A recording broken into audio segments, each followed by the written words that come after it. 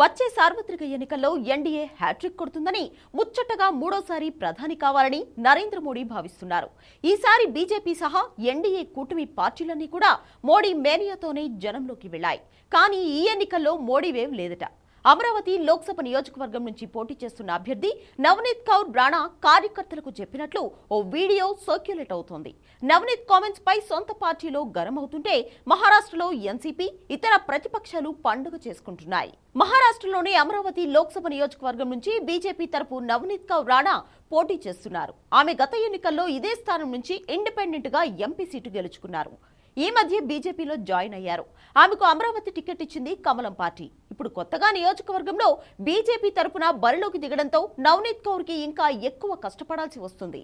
ఈ ఎన్నికలను గ్రామ పంచాయతీ ఎలక్షన్స్ లాగే పోరాడాలని నవనీత్ కౌర్ అంటోంది. మధ్యాహ్నం 12 గంటలకల్లా ఓటర్లందరినీ పోలింగ్ కేంద్రాలకు తీసుకొచ్చి ఓటు వేయించాల్సిన పరిస్థితి ఉంది. మోడీ వేవ్ ఉందన్న భ్రమలో ఉండొద్దని పార్టీ నేతలు, కార్యకర్తలకు నవనీత్ క్లాస్ పీకారు. గతంలో మోడీ వేవ్ ఉన్నా తాను ఇదే అమరావతి నుంచి ఇండిపెండెంట్ గా గెలిచిన సంగతి గుర్తు చేసింది.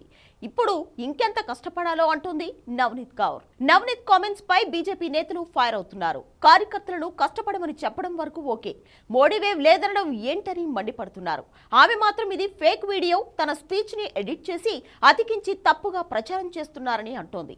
ఎన్సీపీ అయితే కౌర్ అన్న దాంట్లో తప్పేమీ లేదని, మోడీ వేవ్ లేదని బీజేపీ కూడా తెలుసు. విపక్ష పార్టీల నేతలను చీల్చి తమ పార్టీలోకి చేర్చుకున్నప్పుడే బీజేపీకి ఆ సంగతి అర్థమైందని కామెంట్ చేస్తున్నారు.